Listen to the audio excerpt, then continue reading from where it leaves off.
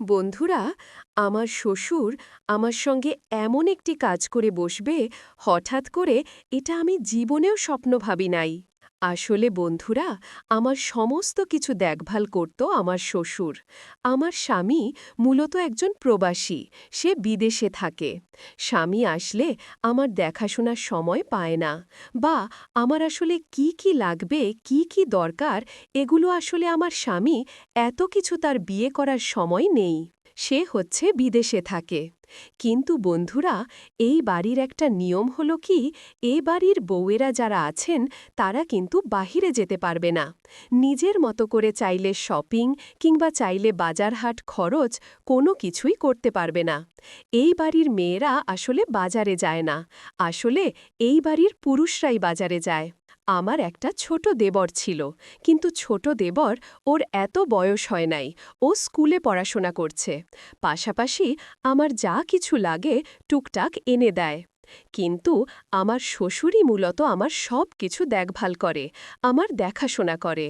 বন্ধুরা, তোমাদেরকে বলে রাখি, আমার কিন্তু শাশুড়ি নেই।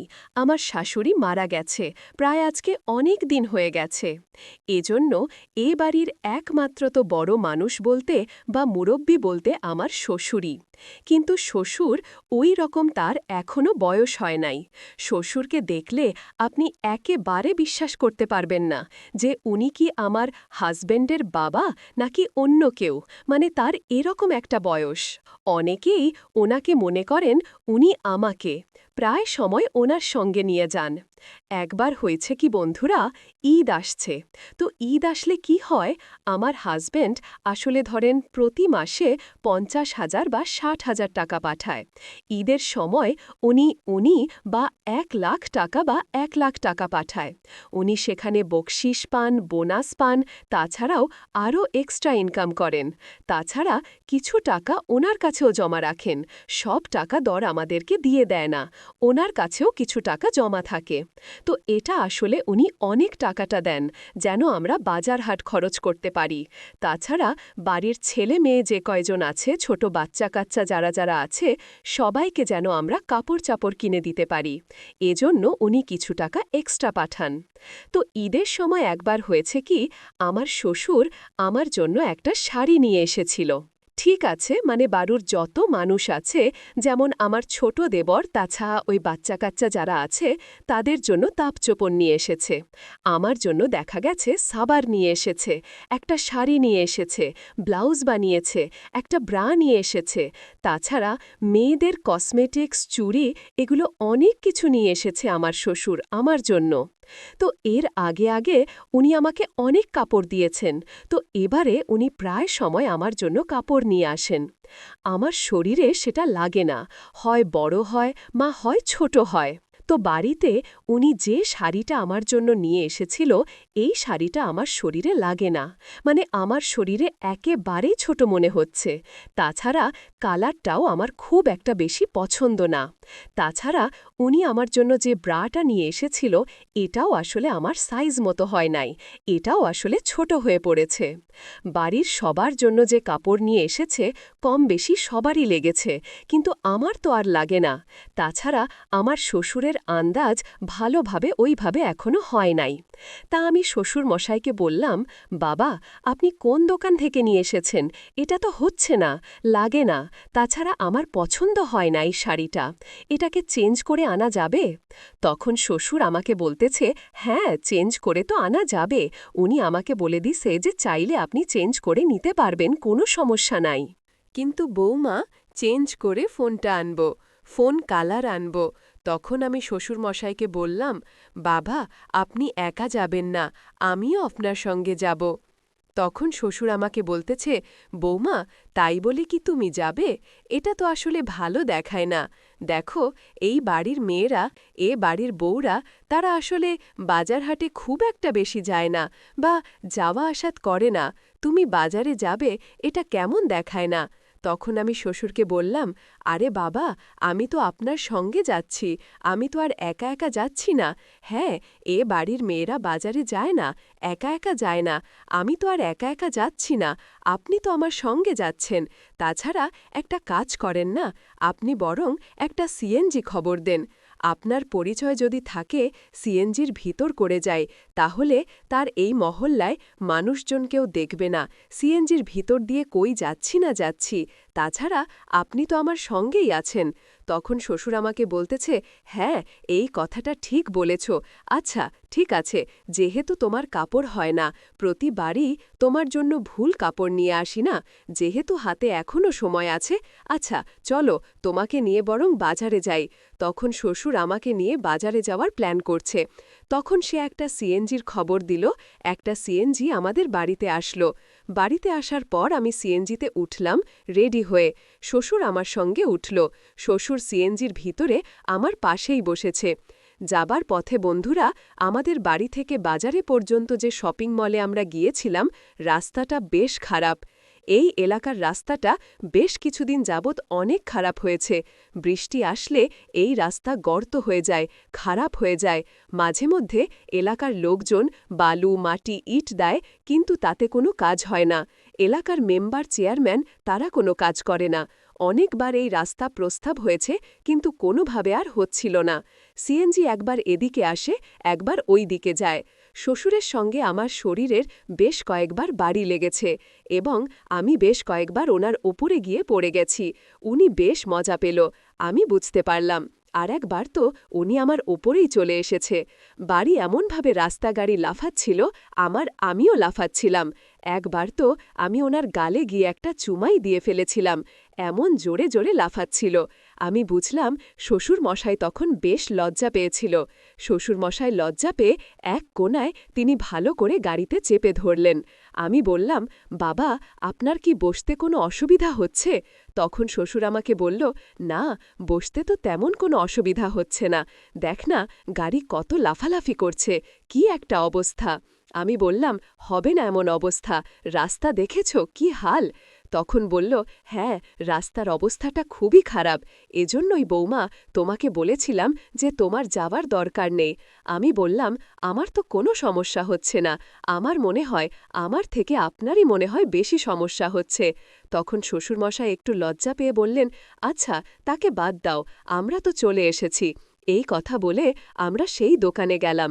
গিয়ে আমি আমার পছন্দ মতো একটা বাদাম কালার শাড়ি কিনে নিলাম, একটা ব্লাউজও নিলাম, বেশ কিছু সেন্টও নিলাম, কারণ অনেক সময় কোনো জায়গায় গেলে বা বাসায় থাকলেও যেই গরম পড়েছে বাবা, সেন্ট দিতে হয়। তাছাড়া আমার পছন্দের কিছু গহনাও কিনে নিলাম, ফেস ওয়াশ নিলাম একটা। তো বাবা আমাকে বলতেছে, তোমরা মেয়ে মানুষ, কত কিছু যে তোমাদের প্রয়োজন হয়, আমরা পুরুষ মানুষরাই ভালো। আমাদের বাবা ওই চুড়ি, ফেস ওয়াশ, আলতা এত কোনো কিছুই লাগে না। ওই একটা লুঙ্গি, একটা পরি, না হলে একটা প্যান্ট আর একটা শার্ট, পাতেই হয়ে গেল ছেলে মানুষ হওয়ার অনেক সুবিধা। মেয়েরা হলে তখন আমি বাবাকে বললাম, এই মেয়েরা না হলে আপনারা তো সুখও পান না, আপনারা তো আবার মজাও পান না। শোনেন, মেয়েদেরকে বিয়ে করলে মেয়েদের থেকে মজা পেতে হলে মেয়েদেরকে এরকম কসমেটিক্স, শাড়ি, চুড়ি, গহনা এগুলো দিতে হয়। এগুলো না দিলে মেয়েরা খুশি হয় না। আর মেয়েরা যদি খুশি না হয়, তাহলে কিন্তু রাতে মেয়েরা ছেলেদেরকে মজাও দেয় না। শ্বশুর আব্বা আমার মুখে এমন কথা শুনে সে অনেকটা লজ্জাবোধ করল। আমি বুঝলাম তিনি খুব লজ্জা পেয়েছিল। তখন শ্বশুর আব্বা আমাকে বলল, আছে বৌমা, তুমি তো সচরাচর বাজারে খুব একটা বেশি আসো না, মার্কেটেও তো এমনিতেও আসা হয় না। ঈদের লগ্নে এসেছ কাপড় কিনতে, আর আসবে কিনা আসবে তারও কোনো গ্যারান্টি নাই। আচ্ছা চলো, তোমাকে নিয়ে একটা কফি হাউসে যাই, সেখানে বসে আমরা বরং কিছু দুপুরের জন্য খাবার দাবার করি। শ্বশুর মশাই আমাকে একটা 5 স্টার হোটেলে নিয়ে আসলো। বাহ, ভেতরে কি সুন্দর এসি, তাছাড়া যার যার বসার জন্য আলাদা কেবিন আছে। এখানে ভেতরে বসে আপনি খাবেন, কি করবেন, বাহির থেকে কোনো কিছু দেখা যায় না, একেবারেই ভিআইপি সিস্টেম। শ্বশুর মশাই আমাকে এরকম একটা জায়গায় নিয়ে এসেছে। মূলত এই জায়গাটাতে বেশিরভাগ গার্লফ্রেন্ড এবং বয়ফ্রেন্ড তারাই আসে, বা যারা কাপল। কিন্তু আমি মনে হয় একমাত্র ব্যক্তি যে কিনা আমার স্বামী কিংবা আমার বয়ফ্রেন্ড কারোর সঙ্গেই না। আমি আমার শ্বশুরের সঙ্গে এই জায়গাটিতে এসেছি। শ্বশুর আমাকে বলছে, কেমন হয়েছে জায়গাটা? আমি বললাম, বেশ ভালো, যদি হাজবেন্ড থাকতো তাহলে হয়তো আরেকটু ভালো লাগতো। শ্বশুর আমাকে বলল, যাক, সমস্যা নেই, আসো। এই কথা বলে শ্বশুর মশাই বেশ কিছু খাবার অর্ডার দিয়েছে। আমরা কিছুই চাইনিজ খাবার অর্ডার দিলাম। তোমার স্বামীর কথা তোমার মনে পড়তেছে? এই নাও, আমি তোমাকে খাইয়ে দিচ্ছি, তাহলে আর তোমার স্বামীর কথা মনে পড়বে না। তারপর বন্ধুরা, শ্বশুর আব্বা আমাকে তার নিজের হাত দিয়ে আমাকে খাবারগুলো খাইয়ে দিল। উফ, আমার এত ভালো লাগা কাজ করেছে। মনে হচ্ছে আমার সামনে থাকা যে পুরুষটা বসে আছে, উনি আমার শ্বশুর না, উনি আমার প্রেমিক, আমার বয়ফ্রেন্ড। আমার কাছে এমন মনে হচ্ছিল। আমি একটু মুচকি একটা হাসি দিলাম। শ্বশুর আব্বা আমাকে বলল, আরে বৌমা, তুমি হাসতেছ, কি কারণ? আমি তখন বাবাকে বললাম, শ্বশুর আব্বা, আপনি আমাকে এমনভাবে খাইয়ে দিচ্ছেন, মনে হচ্ছে আমি আপনার পুত্রবধূ না, আমি আপনার গার্লফ্রেন্ড, আর আপনি আমার বয়ফ্রেন্ড।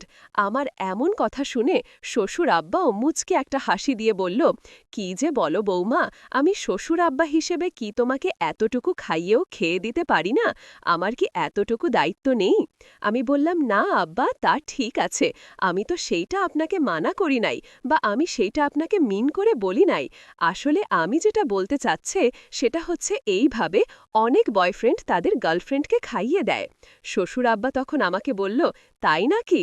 তখন শ্বশুর আব্বা আমাকে আমার নাম ধরে ডাকতেছে, আমাকে বলতেছে, নিশিতা, চলো তাহলে, তাহলে এখন আমরা যাই। যাওয়ার সময় বন্ধুরা, শ্বশুর আব্বা আমার হাতগুলো ধরে আমাকে খুব সুন্দরভাবে তিনি সিঁড়ি থেকে নামিয়ে তারপর আমরা আবারও একটা সিএনজি করে চলে গেলাম একেবারে বাড়িতে। বাড়িতে আসার পর থেকেই আমার শ্বশুর আব্বার চলাফেরার মধ্যে আমি একটা তফাৎ লক্ষ্য করতেছি, তার ভেতরে একটা পরিবর্তন এসেছে। আর সেই পরিবর্তনটা হচ্ছে, শ্বশুর আব্বা আগে আমাকে তিনি তার নিজের মেয়ের মতোই দেখত, কিন্তু ইদানিং সে আমার সামনে খুব একটা বেশি আসে না। না, আর আসলেও একটু আরেকটু লজ্জা পায়। তাছাড়া আমি বিষয়টা বুঝতে পেরেছি, সে আমাকে ইদানিং খুব ভালোভাবে ফলো করেছে। এতদিন আমার দিকে তো ফিরেও তাকাতো না, আমাকে তেমন কিছু নিয়ে ভাবতও না। আমার আসলে একটা মেয়ের আসলে প্রাইভেসি অনেক জিনিস লাগে। বন্ধুরা, এই যেমন ধরেন, আমাদের এই ফার্মেসি থেকে অনেক কিছু আনতে হয়, আমাদের মেন্স হয়, হ্যাঁ, প্রতি মাসেই ২-১ বার আসলে আমাদের রক্তকরণ হয়, মেয়েদের অনেক পার্সোনাল সমস্যা থাকে। কিন্তু আমরা এই সমস্যাগুলো একমাত্র শাশুড়িমা বা মা বা স্বামীর কাছে আমরা বলতে পারি, এছাড়া আর কারো কাছে বলতে পারি না। কিন্তু ইদানিং আমার শ্বশুর দেখতেছি, সে আমাকে খুব বেশি ফলো করে। কখন আমার মন ভালো, কখন আমার মন খারাপ, কখন আমার মুড আছে, আবার কখন আমার মুড নেই, মানে শ্বশুর মশাই একেবারেই আমার মন মতো চলতেছে। তাছাড়া আমি কি খেতে পছন্দ করি, আমি কি পড়তে পছন্দ করি, শ্বশুর আব্বা এই সমস্ত কিছু সে ধীরে ধীরে শুরু করে দিয়েছে। আমি বুঝলাম, ইদানিং শ্বশুর আব্বা আমার দিকে খুব বেশি ফোকাস দিচ্ছে, আমাকে ফলো করতেছে। কিন্তু শ্বশুর আব্বার উদ্দেশ্যটা কি? সেইটা তো আমি বুঝতেছি না। আমি ভাবলাম, আসলে আমার শ্বশুর আব্বা চাচ্ছেটা কি? উনি আসলে কি চায় আসলে? আমাকে এই সবকিছু আমাকে বুঝতে হবে। পরে আমি একদিন শ্বশুর আব্বাকে বললাম, আব্বারা, আপনি ইদানিং মনে হয় একটু কেমন যেন হয়ে গেছে, আপনার কি কোনো সমস্যা হচ্ছে?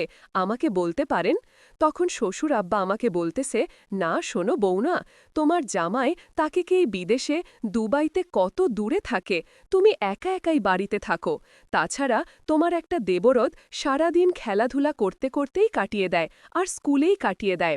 তাছাড়া এই বাড়িতে একমাত্র পুরুষ মানুষ বলতে আমিই আছি, আর আমাদের আত্মীয় স্বজন যারা আছে আশেপাশে, ওরা তো আমাদেরকে খুব একটা বেশি আসলে দেখে না, ওই এমনিতেই দেখে, কিন্তু ওইভাবে দেখে না। যাই হোক বৌমা, তুমি একটা মেয়ে মানুষ, আমাদের জন্য কত মজা মজা রান্না করো, কত কিছু করো, তোমার স্বামীও সেই বিদেশে, তোমার মা বাবাও সেই কত দূরে তাদের বাড়ি। যাই হোক বৌমা, আমি চিন্তা করলাম, আমি এখন থেকে তোমার সমস্ত দায়ভার দায়িত্ব সব কিছু নেব। তোমার যা কিছু লাগবে তুমি এখন থেকে আমার ছেলেকে না বলে তুমি সব কিছু আমার কাছে বলবে। আমি তোমার সমস্ত খরচ সব কিছু আমি বহন করব। তাছাড়া বৌমা, তোমার পার্সোনাল সমস্যাও আমার কাছে বলতে পারো। তোমার কি দরকার, কোনটায় সমস্যা হচ্ছে, সব কিছু আমার সঙ্গে চাইলে তুমি শেয়ার করতে পারো। শোনো, আমরা বন্ধুর মতো চাইলে চলাফেরা করতে পারি। বন্ধুর মতো আমরা একে অন্যের সঙ্গে যদি চলাফেরা করি, ব্যবহার করি, তাহলে তোমারও আরও চলাফেরা করতে অনেক সুবিধা হবে, আর আমার জন্যও সুবিধা হবে। শ্বশুর আব্বা কি বলতেছে এগুলো? আমার তো মাথায় কোনো কিছুই টাচ করতেছে না। হঠাৎ করে শ্বশুর আব্বার ভেতরে এতটা চেঞ্জ, এতটা পরিবর্তন দেখে আমি তো নিজেকে একেবারেই আর আটকাতে পারলাম না যে আমার শ্বশুর আব্বা এতদিন যে মানুষটা আমার খোঁজ খবর নিত না, আমার আসলে কি লাগবে সেটাও এই মানুষটা এতদিন কোনো কিছু জানতে চাইত না। পার ঘরে এত সুন্দর একটা পুত্রবধূ সে কখনো আমাকে চোখ মেলো দেখত না। সেই জায়গায় আজকে আমার শ্বশুরমশাইয়ের হলোটা কি? আমি তো কোনো কিছুই বুঝতেছি না। আমি ইদানিং দেখি, আমি যখন বাথরুমে গোসল করতে যাই তো বাসায় আমার দেবরের কিছু কাপড় চোপড় থাকে, ওর স্কুল ড্রেস থাকে। আমার কাপড় চোপড়, শ্বশুরের কাপড় চোপড় মাঝে মধ্যে বিছানাও ধুয়ে দিতে হয়। যখনই আমি কাপড় চোপড় ধুতে যাই, শ্বশুর আব্বা সেখানে বাথরুমে গিয়ে আমাকে হেল্প করে, কাপড় চোপড়গুলো কেচে দেয়। তারপর সেগুলো আবার দোলনাতে গিয়ে রশির মাঝে নেড়েও দিয়ে আসে। তাছাড়া আমি ভাত রান্না করতে গেলে সেখানে আমার সঙ্গে সবজি কাটে। আমার সব কাজেই তিনি হেল্প করে। ইদানিং আমাকে ঝাড়ুও দিয়ে দিচ্ছে। বাহ! শ্বশুর আব্বা এত সুন্দর, মানে এতটা বদলে গেল কিভাবে? আমার মাথায় তো বন্ধুরা কোনো কিছুই কাজ করতেছিল না। শ্বশুর আব্বাকে আমি বললাম, বাবা, আপনি কি ঠিক আছেন? কোনো ডাক্তার দেখাতে হবে নাকি? অসুস্থ নাকি? আব্বা আমাকে বলতেছে, আরে না বৌমা, তুমি আমার পুত্রবধূ। আরে তোমার একটা সেবা যত্ন আমি কি করতে পারি না? যাই হোক, বাবার এমন পরিবর্তন দেখে, বাবার ভিতরে এতটা চেঞ্জ দেখে আমার তো বিশাল ভালো লাগতেছে। আমার তো খুব ভালো লাগতেছে যে যাই হোক, এই বাড়িতে আমার একটা শাশুড়ি নেই। আমার শ্বশুর মশাই, সে আমার সেই দায়িত্বগুলো পূরণ করছে। আমার স্বামীও নেই, দূরে, সপ্তাহে এক দিন ফোন দিলে দেয় আর না হলে দেয় না। কিন্তু আমার শ্বশুর মশাই, তিনি আবুল মিয়া, তিনি এখন প্রায় আমার খুব বেশি খেয়াল রাখতেছেন। আমার শ্বশুর মশাইয়ের বয়স প্রায় ৪৫ বছর, কিন্তু তার ৪৫ বছর বয়স হলেও তাকে দেখে বোঝার উপায় নেই যে তার ৪৫ বছর। তাকে দেখে মনে হবে তার একটা ৩০ বছর, একটা টকবক একটা পুরুষ মানুষ তিনি। ইদানিং আমার শ্বশুর আক্কাব্বা আমার সঙ্গে অনেক ফ্রি হয়ে গেছে। সব কিছুতেই সে আমাকে জিজ্ঞাসা করে, কোনটা ভালো হবে, কোনটা খারাপ হবে। আমার সঙ্গে সে বন্ধুসুলভ আচরণ করে। তাছাড়া আমার অনেক প্রোটেক্টও করে। আমি একদিন তাকে জিজ্ঞাসা করলাম ঘুমানোর আগে রাতে, শ্বশুর আব্বা যেহেতু আমার সঙ্গে ফ্রেন্ডের মতো বিহেভ করতেছে, আমিও তার সঙ্গে ফ্রেন্ডের মতোই বিহেভ করতেছি। তো শ্বশুর আব্বাকে আমি একদিন জিজ্ঞাসা করলাম, আচ্ছা আব্বা, আপনি এই বয়সে এসেও মানে এতটা সুদর্শন, তারপর হচ্ছে আপনাকে দেখলে তো মনেই হয় না, বোঝার কোনো উপায় নেই যে আপনার এত বয়স হয়েছে।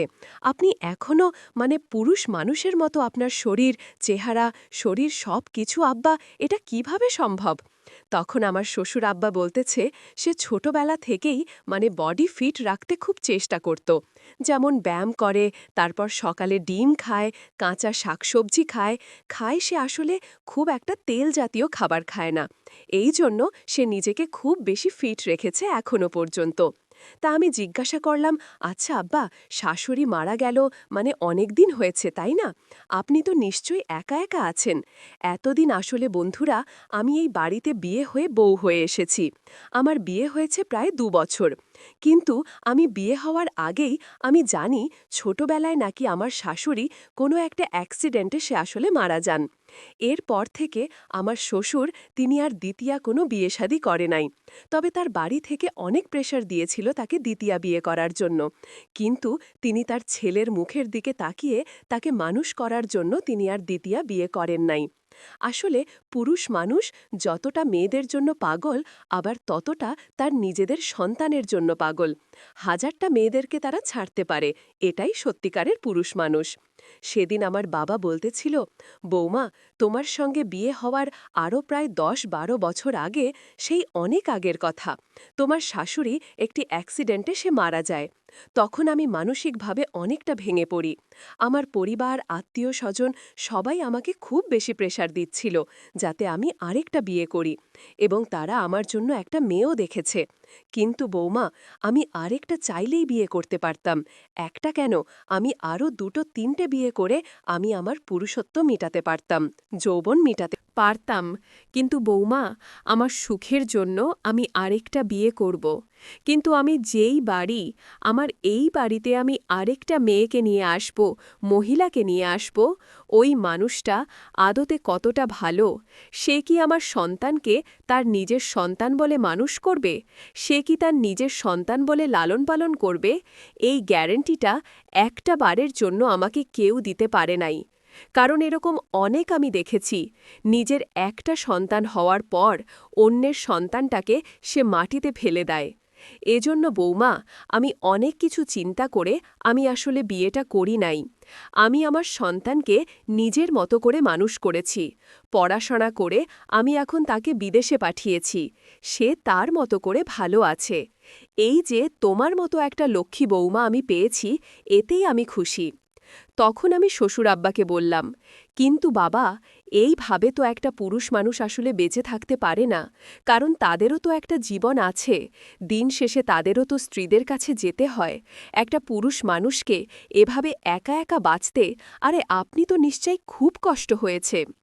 তখন আমার শ্বশুরাব্বা আমাকে বলতেছে, পারতাম না বৌমা, একটু কষ্ট হতো বৌমা, মেনে নিয়েছি। তাছাড়া অনেক সময় নিজের কাজ নিজেই এই হাত দিয়ে করে ফেলেছি। আমি বুঝলাম শ্বশুর মশাই আমাকে কিসের কথা বলছেন। আসলে পুরুষ মানুষ দেখবেন, যারা প্রবাসী আছে বা যারা স্ত্রীর পাশে নেই, অনেকে কিন্তু হাত দিয়ে অনেক কাজ করে ফেলে, সেরে ফেলে, এটাই স্বাভাবিক। কিন্তু এটা কিন্তু তাদের সমস্যা হয়। শ্বশুর আব্বার প্রতি আমার খুব মায়া হলো। একটা মানুষ এত তাড়াতাড়ি তার বউকে হারিয়েছে, এরপরও তিনি বিয়ে শাদী কোনো কিছু করে নাই। তাছাড়া বন্ধুরা, এদিকে বিয়ের পর আমি মাত্র আমার স্বামীর সঙ্গে মাত্র 3টা মাস ছিলাম। আমার ওদিকে বাচ্চা কাচ্চা হচ্ছিল না, কি করব কোনো কিছুই আমার মাথায় যেন কাজ করতেছিল না। তাছাড়া আমি একটা রিলেশন করেছিলাম। আমি বিয়ের আগে আমি একটা রিলেশন করেছিলাম। ওই বয়ফ্রেন্ড আমাকে মাঝে মধ্যেই আমাকে ফোন করে। তার কাছে আমার কিছু ঘনিষ্ঠ মুহূর্তের ছবি আছে। আমি তার সঙ্গে বিভিন্ন পার্কে গিয়েছিলাম। তার এক বন্ধুর বাসায় আমাকে নিয়ে গিয়েছিল।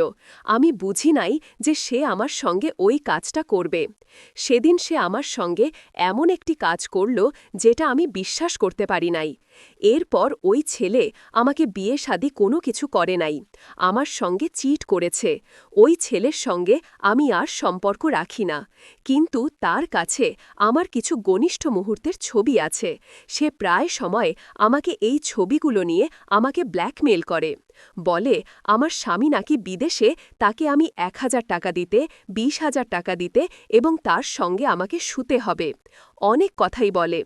আসলে সে যদি আগে আমার সঙ্গে এই কাজ করতে পারে, এখন যদি সে আমাকে পায়, এখন তো আরও ভিডিও ছবি তুলে আমার আরও অনেক সর্বনাশ করতে পারে, আমার সংসারটা ভেঙে ফেলতে পারে। একদিন আমার স্বামী যেহেতু প্রবাসে আছে, আমার স্বামীকে এত বড় কথাটা বলার সাহস আমার হয় নাই।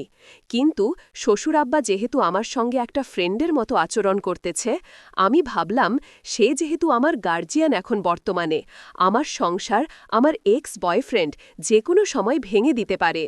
আমি ভাবলাম আমার শ্বশুর আব্বাকে এই বিষয়টা জানিয়ে রাখা উচিত, কারণ যে কোনো সময় যে কোনো কিছুই হতে পারে।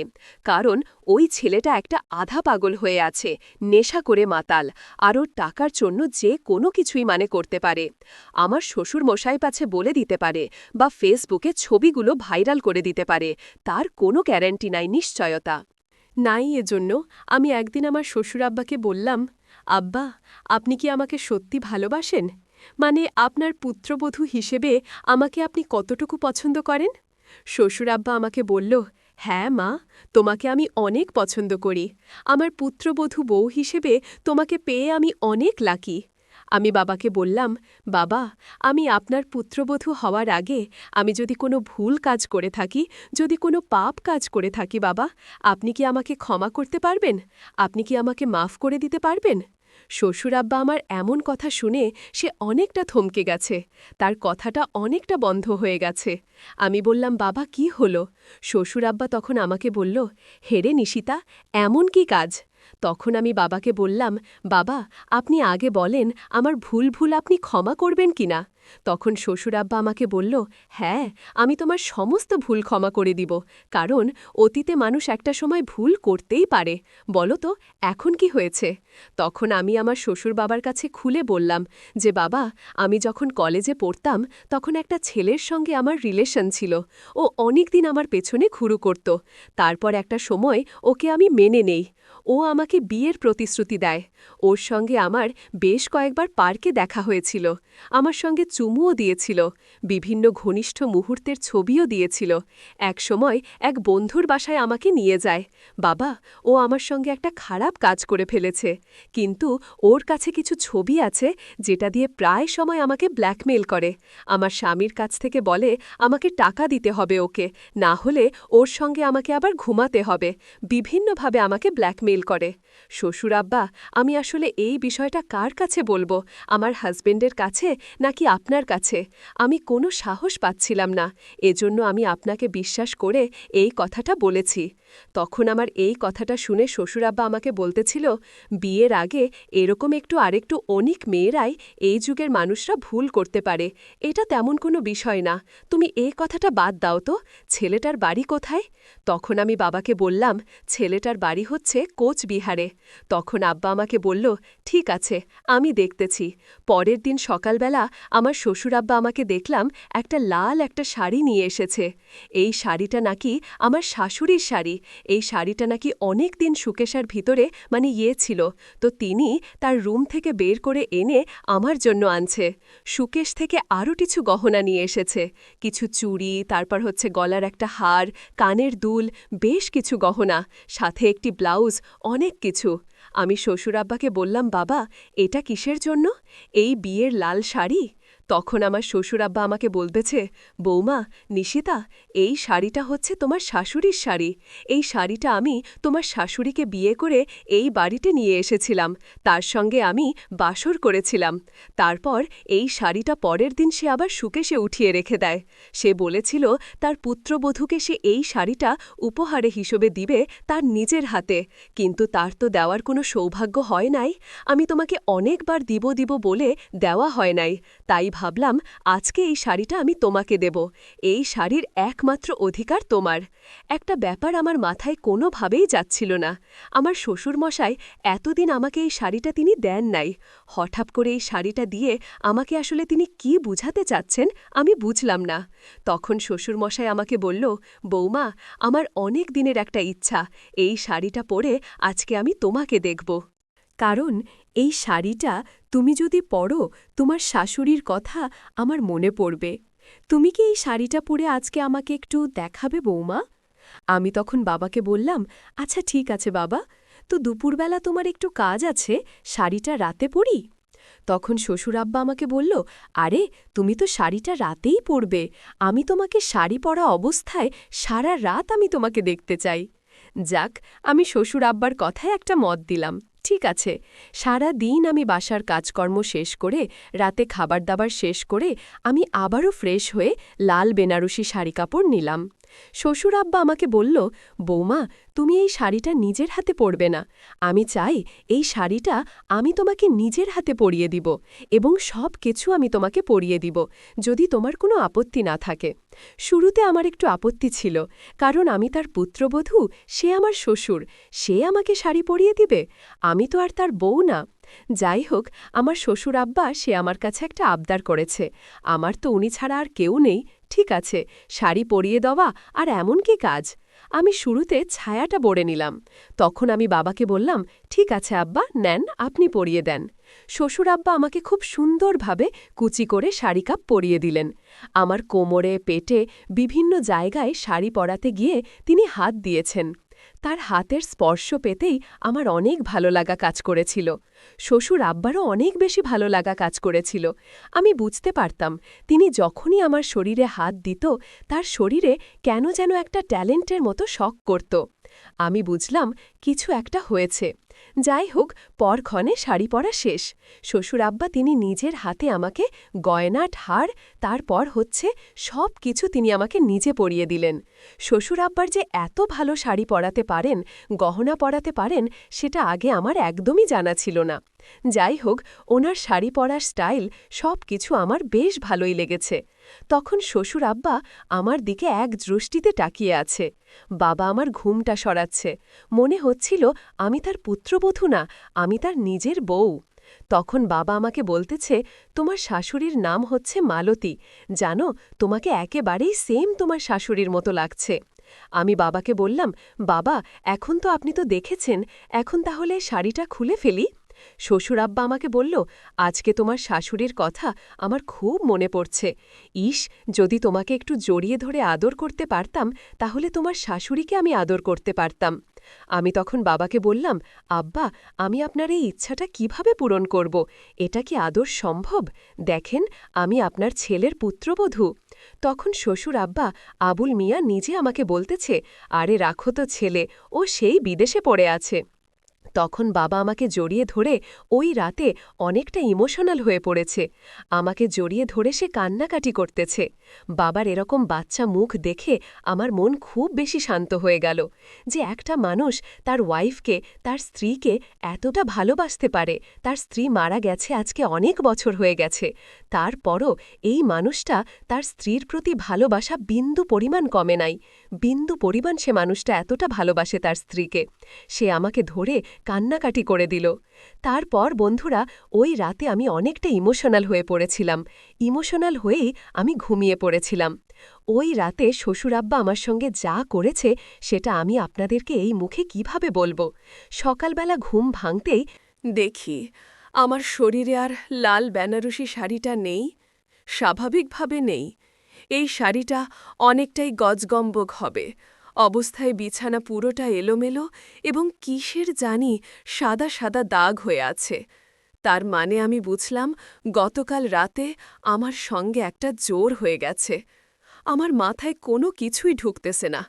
সকালবেলা ঘুম থেকে ওঠা মাত্রই দেখি মাথাটা প্রচণ্ড পরিমাণে ব্যথা করতেছে। হঠাৎ হঠাৎ করে এত ব্যথার কারণ আমি বুঝলাম না। এখন গিয়ে বুঝলাম, বাবা গতকাল রাতে আমাকে পানের সঙ্গে ঘুমের ট্যাবলেট খাইয়ে আমার সঙ্গে রাতে একটা খারাপ কাজ করে ফেলেছে।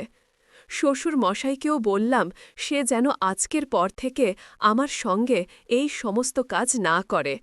তো বন্ধুরা, কি মনে হচ্ছে, শ্বশুর মশাই কি সত্যি ইমোশনাল হয়ে আমার সঙ্গে এই কাজটা তিনি ইচ্ছেকৃতভাবে করেছেন, নাকি ওর অনিচ্ছেকৃতভাবে এটা হয়ে গেছে? কারণ কিছু মানুষ আছে যারা আসলে ইচ্ছেকৃতভাবে একটা প্ল্যান সাজিয়ে আমার একটি কাজ করে। আবার কিছু মানুষ আছে, অনেক সময় আমরা অনেক সমীকরণ মিলায় না, হঠাৎ করে হয়ে যায়। তো আপনাদের কাছে কি মনে হয়, এটা কি ইচ্ছেকৃত ভুল নাকি অনিচ্ছেকৃত ভুল? অবশ্যই কমেন্ট করে জানান। আর হ্যাঁ বন্ধুরা, তোমরা মাঝে মধ্যে আমাকে কমেন্ট করে জানাও, আপু এই ধরনের গল্প দাও, এই ধরনের কন্টেন্ট দাও, এই গল্প শুনতে চাই। তো দেখো, আমি সব সময় তোমাদেরকে একটা কথাই বলে আসি, এটা হচ্ছে, তোমরা কি ধরনের গল্প চাও, কেমন গল্প তোমরা শুনতে চাও, আমি তোমাদের পছন্দ অনুযায়ী নতুন নতুন গল্প তোমাদেরকে উপহার দেব। তোমরা যেই ধরনের গল্প শুনতে চাও আর চাইলে আমাকে ভিডিওর কমেন্ট বক্সে আমাকে কমেন্ট করে জানাতে পারো। আমি তোমাদের রিকোয়েস্ট অনুযায়ী সামনে আরও নতুন নতুন আরও সুন্দর সুন্দর গল্প নিয়ে আসব। সেই পর্যন্ত বন্ধুরা, তোমরা সবাই ভালো থাকো।